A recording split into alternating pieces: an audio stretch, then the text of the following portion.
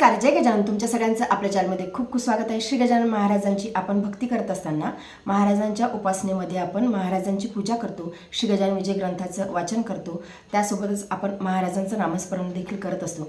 परंतु आता असं काही होते, म्हणजे ज्यांना वेळ आहे ते सगळेजण श्री गजानन विजय ग्रंथाचं पारायण करतात, अतिशय नित्यनियमाने करतात. म्हणजे अशी कितीतरी महाराजांची भक्त आहेत की ते कित्येक वर्षापासून श्री गजानन विजय ग्रंथाचं पारायण करत आहेत. म्हणजे 50 वर्ष झाली, 60 वर्ष झाली.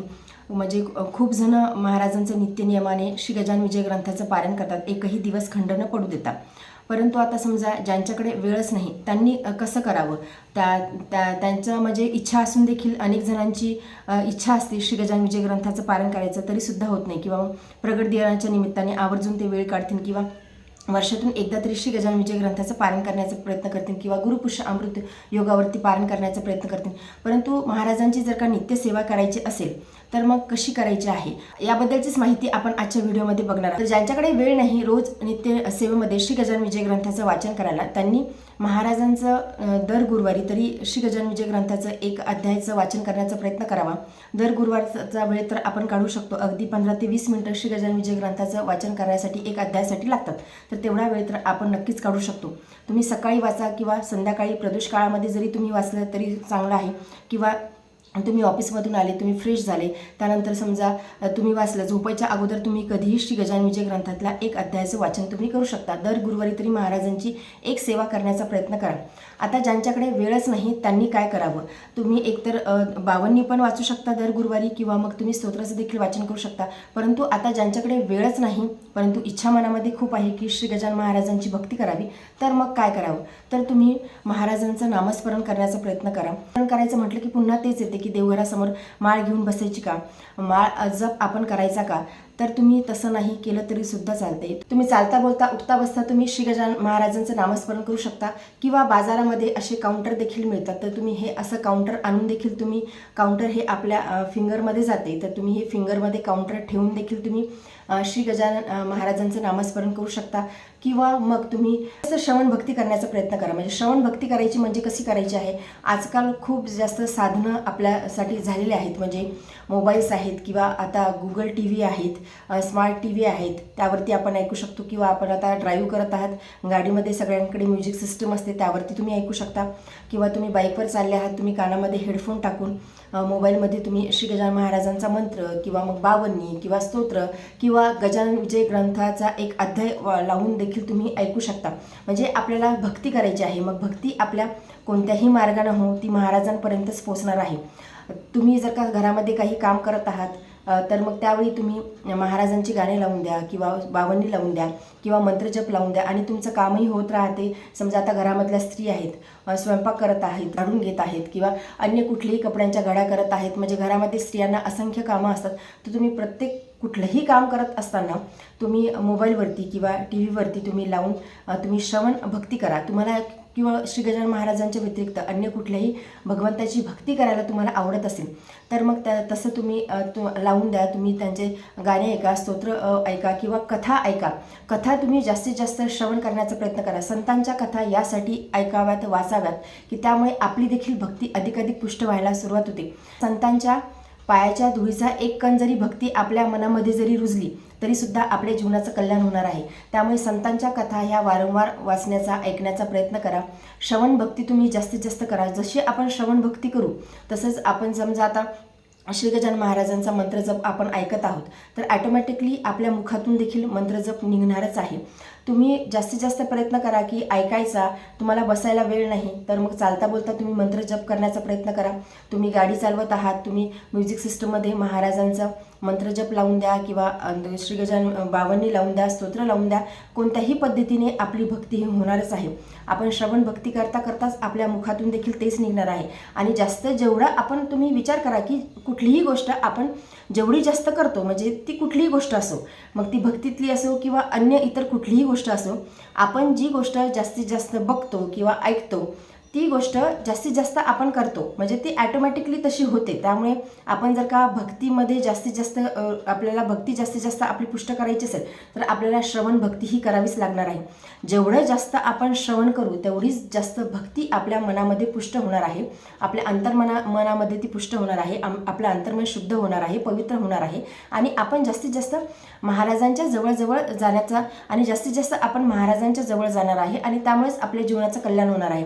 त्यामुळे भक्ती करत असताना म्हणजे असं विचार करू नका की आता मला वेळ नाही तर मी श्री गजानन विजय ग्रंथाचं वाचन करू शकत नाही किंवा मी देवघरासमोर बसू शकत नाही. तुम्ही ऐकण्याचा, श्रवण भक्ती करण्याचा जास्तीत जास्त प्रयत्न करा. आजकाल आपल्याजवळ मोबाईल्स आहेत, लॅपटॉप आहेत, टी व्ही स्मार्ट झालेले आहेत, म्हणजे डायरेक्ट वायफाय टी व्हीला कनेक्ट होते.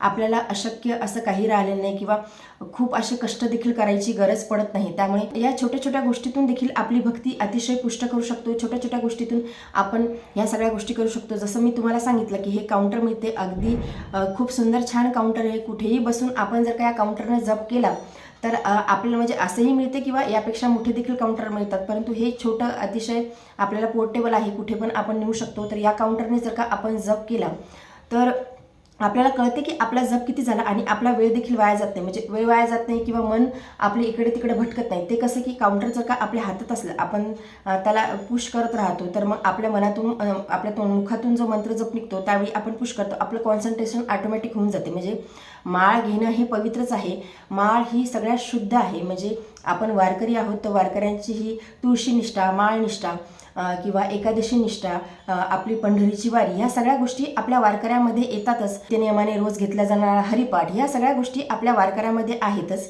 आपण जर का समजा आपण सगळे आता आपण वैष्णव आहोत, आपण वारकरी आहोत, तर ह्या सगळ्या गोष्टी आपल्यामध्ये आहेतच. परंतु तरी देखील समजा आता माळ घेणं होत नाही, आता सध्या धावपळीचे युग आहे, कलियुग आहे, सध्या एवढी माळ सगळ्यांकडून जपणं होईल असं नाही, तर तुम्ही गळ्यामध्ये तुम्ही माळ धारण करण्याचा प्रयत्न करा. सगळ्यांकडूनच माळीवरती मंत्र जप घेणे शक्य नाही, तर मग तुम्ही असं काउंटरने देखील तुम्ही मंत्र जप करू शकता.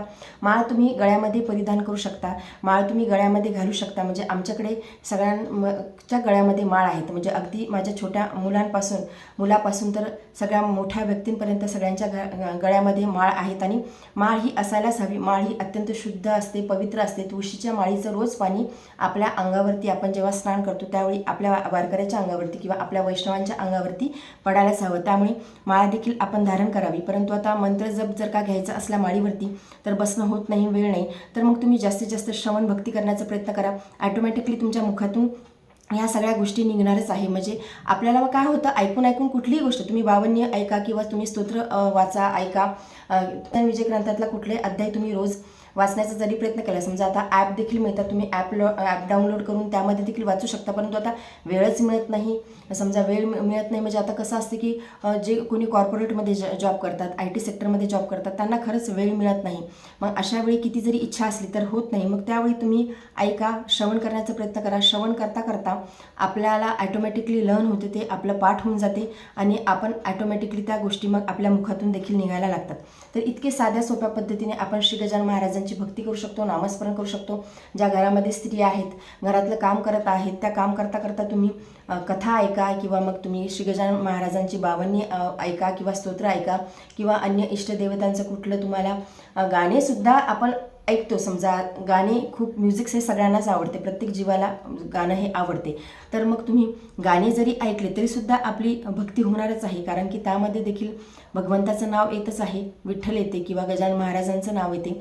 तर त्यामुळे देखील आपली भक्ती ही पुष्ट व्हायला सुरुवात होणार आहे. म्हणजे कोणत्याही पद्धतीने तुम्हाला जशी भक्ती करायला आवडेल, गाण्याच्या मार्फत किंवा स्तोत्राच्या मार्फत, किंवा स्तोत्र देखील अतिशय सुंदर म्युझिकल बनवलेले असतात त्याच्या थ्रू, किंवा 52 किंवा आता अध्याय आहे श्री गजानन विजय ग्रंथाचे, तसे तुम्हाला जशी भक्ती करायला आवडेल त्या पद्धतीने तुम्ही भक्ती करण्याचा प्रयत्न करा. ज्यामध्ये तुमचं मन लागेल त्या पद्धतीने तुम्ही भक्ती करण्याचा प्रयत्न करा. परंतु एकच आहे की आपली भक्ती ही व्हायला हवी. दिवसातला एक अर्धा एक तास तरी आपण आपल्या भगवंतासाठी, आपण आपल्या महाराजांच्यासाठी काढायलाच हवा, कारण शेवटी तेच आपल्याला सांभाळणार आहेत. ते ब्रह्मांडाचे चालक, मालक, पालक आहेत. त्यामुळे आपण त्यांच्या स्मरण हे सदैव ठेवावं, त्यांचं चिंतन हे सदैव ठेवावं. आणि आपण जर का त्यांचं चिंतन ठेवलं तर आपल्याला चिंता करायची गरज पडत नाही. तेच आपली सगळी चिंता हरून नेतात, तेच आपल्याला सर्वस्वी सांभाळतात. आपण देखील एक नियम लावून घ्यायला हवा की मी दिवसभरात समजा तुम्हाला सकाळी वेळ नाही मिळाला, आता स्त्रिया असल्या घरात तरीसुद्धा मुलांचे टिफिन असतात, पतीचा टिफिन असतो, मग अशा वेळी आपण आपल्याला जेव्हा वेळ मिळेल, जेव्हा सगळी घरामध्ये शांतता असेल, त्यावेळी आपण नक्कीच भक्ती करू शकतो.